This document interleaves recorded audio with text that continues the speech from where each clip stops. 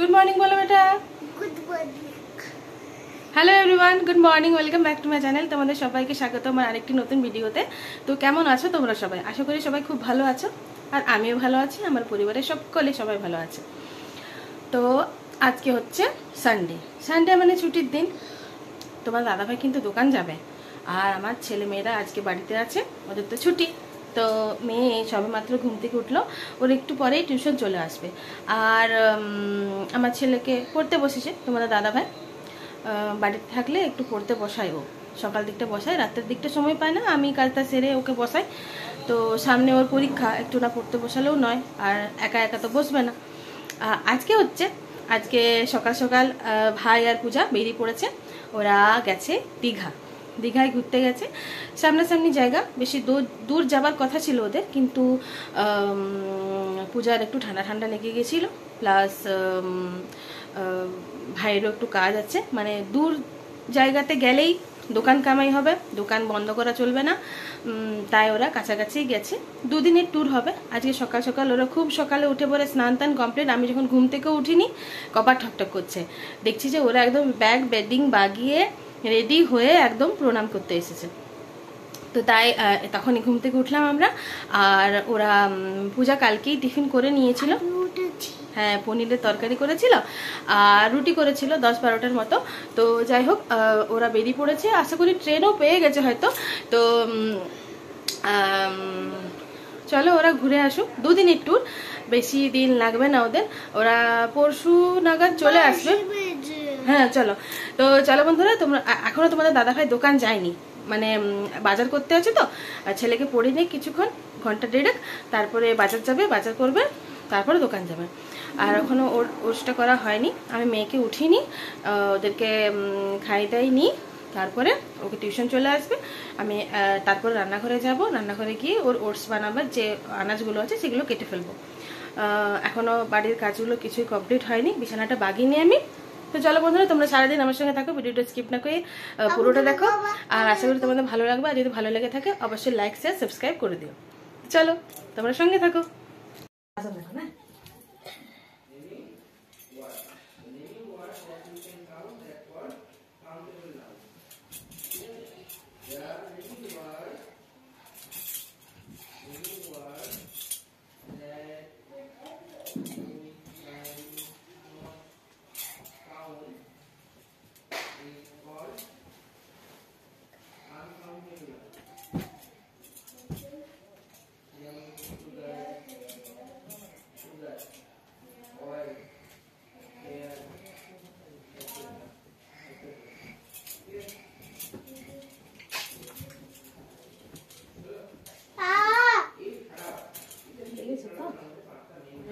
কথা শুনতে হবে, আমি দেখি না তোমাকে করতে।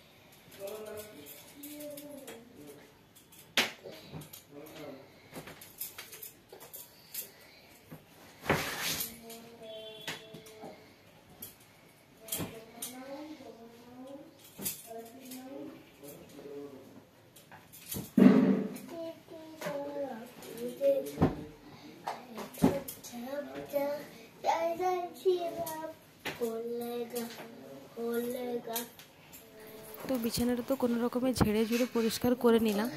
আর শীতকাল মানেই এত এত লেপ কাঁথা বালিশ। হ্যাঁ, তো যাই হোক, এই দেখো আমার মেয়ে লাগছে, মেয়েকে আমি যতটা সরাবার চেষ্টা করছি ও তত সামনে চলে আসছে। আর চাদরটা তো আমি এটা কালকেই পেতেছি, তো আর ভাবলাম চেঞ্জ করে লাভ নেই, এরকমই তো রোদের অবস্থা ভালো নেই, শীতকালের দিন কত কাছাকাছি করব। তাই এই চাদরটাই পাতা রইল, আমি একটু ঝেড়ে নিলাম উপর উপর। তো মশারিটা আমি এবারে পাট করে নেব। নতুন মশারিটা কিনলাম, এত টানাটানি হয়েছে, আমার মেয়ে তো মশারি ধরেই বসে থাকবে, তো এরই মধ্যে ছিঁড়ে গেছে। তো বিছানা বাগানো কমপ্লিট, হ্যাঁ দেখো। আর জানলার দিকে রোদ ঢুকছে, মনে হচ্ছে এবারে মেঘ কেটে পরে রোদ দিবে। রোদ দিয়েছে। আজকে বিশেষ কিছু কাপড় জামা নেই, নিচে মেলে দেবো। তারপরে পূজারাও তো নেই।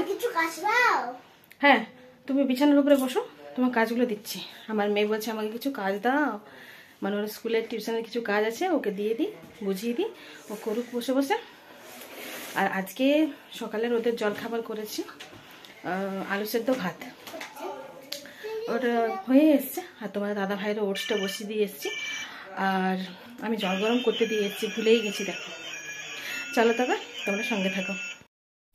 তো বেলা প্রায় 11টা সাড়ে 11টা বাজে, তোমাদের দাদা ভাই এতক্ষণে বাজার নিয়ে এসেছে।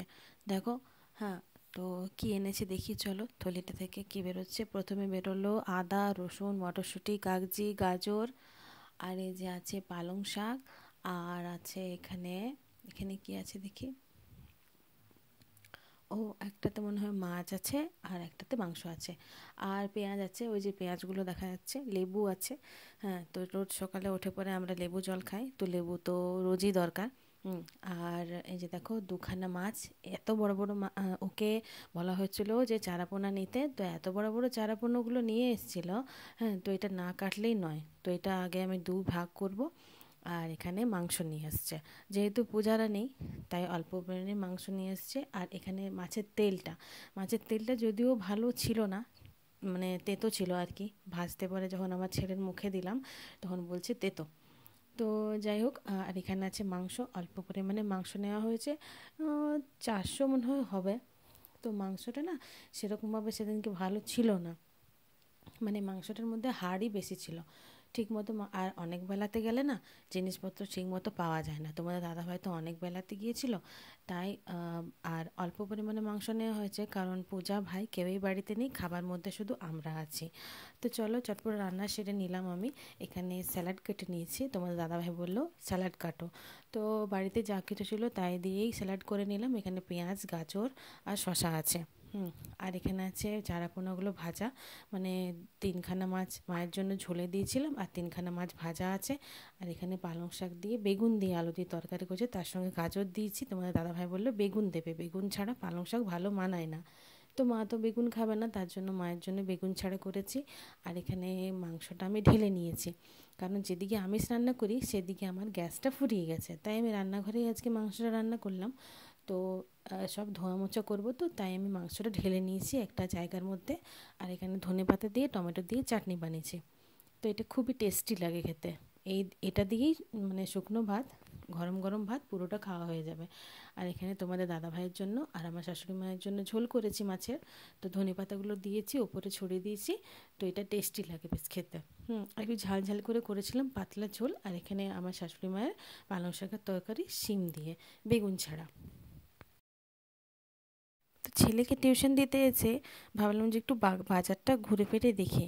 তো এত ভিড় বাজারে, ভাবলাম যে দশকর্মা ভাণ্ডারে নাড়ুগোপালের জন্য 2টো জামা নেব। তো দেখো কত ভিড়, আর চারিদিকে গেরুয়া কালারের, মানে রামচন্দ্রের ছবি দেওয়া আছে, বজরংবলীর ছবি দেওয়া আছে, এরকম পতাকা বিক্রি হচ্ছে। তো দেখো তোমাদের একবার দেখাই, পুরো দোকানটা শুধু ফুলমালাতে আর পতাকাতে ভর্তি। তো আজকে রাতে আমি এই যে ঘুগনি করেছি, দেখো ঘুগনিটা আমি বানিয়ে দিয়েই গেছিলাম, ছেলেকে টিউশন নিয়ে গেলাম। তো আমি ঘুগনি বানিয়ে দিয়েই গেছি, আর রুটিও হয়ে গেছে। প্রতি রবিবারই ভাবি যে আজকে আমি শোবো না, আজকে ছেলেকে তাড়াতাড়ি নিয়ে যাব। 6টা 10-এর মধ্যে টিউশন পৌঁছাবার নিয়ম, তো আমরা পৌঁছাই 6টা 20-25-এ। তো আজকে আমি ভেবেই রেখেছিলাম যে আজকে আমি ছেলেকে তাড়াতাড়ি নিয়ে যাব। অন্যদিন কি করি, ভাত টাত খাওয়া দাওয়া করে মেয়েকে ঘুম পাড়াতে যায় আর নিজেই ঘুমিয়ে যায়, আর উঠে পরে কাঁপতে কাঁপতে সন্ধে দিই, বাসনগুলো ঠিক জায়গায় বাগিয়ে গুছিয়ে রাখি। তারপরে খাবার তো করা হয় না, আর টিউশন থেকে আস্তে আস্তে অনেকটাই লেট হয়ে যায়, প্রায় 8:30 9টা বেজে যায়। তখন অত রাতে খাবার করব, তাই ভাবলাম যে আজকে আমি শোবো না, তারপরে আজকে আবার কি হয়েছে, আজকে মেয়েকে ঢাকা দিয়ে শুয়ে দিয়েছি, খাবার খাইয়ে দেওয়ার পর ও ঘুমিয়ে গেছে নিজে নিজেই, তাহলে আর আমার শোয়ার দরকার হয়নি। তাই আমি সবকিছু কাজ বাগিয়ে তাগিয়ে আমি খাবার দাবার করে নিয়েছি আগে। মটর কলাই সকালে ভিজে দিয়ে দিয়েছিলাম, আর রুটি তো কটা মাত্র রুটি করেছি, পূজা ওরা তো নেই, তাই কটা মাত্র রুটি করেছি, বেশি করিনি। আর খাবার দাবার করা থাকলে একটা নিশ্চিন্তে। তবুও মা কন্টিনিউ বাড়ি থেকে ফোন করছে, তাড়াতাড়ি এসো তাড়াতাড়ি এসো। বুঝকি কাঁদছে, বলছে মা কখন আসবে, মা কখন আসবে, খিদে পেয়েছে আমার। আমি ফোন করে বললাম যে আপনি একটু দুধটা গরম করে একটু কর্নফ্লেক্স দিয়ে খাইয়ে দেন। বলছে না আমি ঠিক মতো বুঝতে পারবো না কতটা কি দিতে হবে।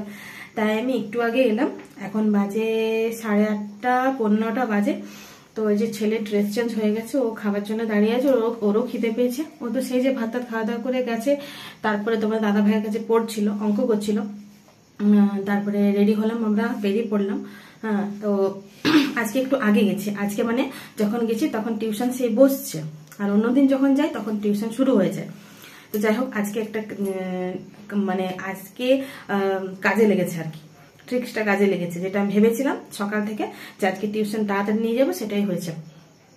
যাই হোক, তো কি ওটা মার্বেল বল, তো ওকে পড়তে দিয়ে এলাম আমি, ওর খিদে পেয়েছে, ওকে আমি খেতে দিয়ে দিই এখন। আর ও তো নিজেই খাবে, আর মেয়েকে খাইয়ে দেবো।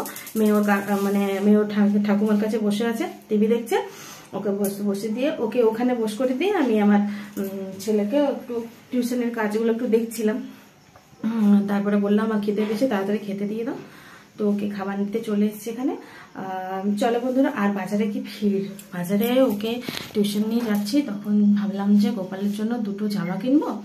আর কি কিনবো, প্রচন্ড ভিড় চারিদিকে। রামের সে পতাকা লাগানো আছে, মানে পতাকাগুলো কিনবার জন্য, তারপরে পতাকা ছবি বিক্রি হচ্ছে রামের। আর তারপরে দশকর্মা ভান্ডারগুলো, মানে প্রতিনিয়ত ভিড়ই থাকে, এত ভিড়। বিগত 500 বছরের আমাদের প্রতীক্ষার অবসান হলো, রাম মন্দির প্রতিষ্ঠা হলো, রামলালার প্রাণ প্রতিষ্ঠা হলো। অবশ্যই। তো যাই হোক, আমাদের খুবই আনন্দ হলো। আমরা ঘরে ঘরে প্রদীপ জ্বালালাম, দীপ জ্বালালাম, মোমবাতি জ্বালালাম। অনেকে অনেক রকম ভাবে দিনটিকে আমরা সেলিব্রেট করলাম। একটা দীপাবলি একটা মানে আবহাওয়াটা মনে হচ্ছিল। তো যাই হোক, চলো এবার আমি ছেলেকে খেতে দিয়ে দিই, আর মেয়েকেও খাইনি, অনেকটাই রাত হলো। তোমাদের দাদাভাই হাত মুখ ধুতে বাথরুম ঢুকেছে। আজকের ভিডিও তোমাদের কেমন লাগলো অবশ্যই জানিও, পারলে লাইক শেয়ার সাবস্ক্রাইব করে দিও। চলো তবে তোমাদের সঙ্গে দেখা হচ্ছে নেক্সট ব্লগে। Tata, good night.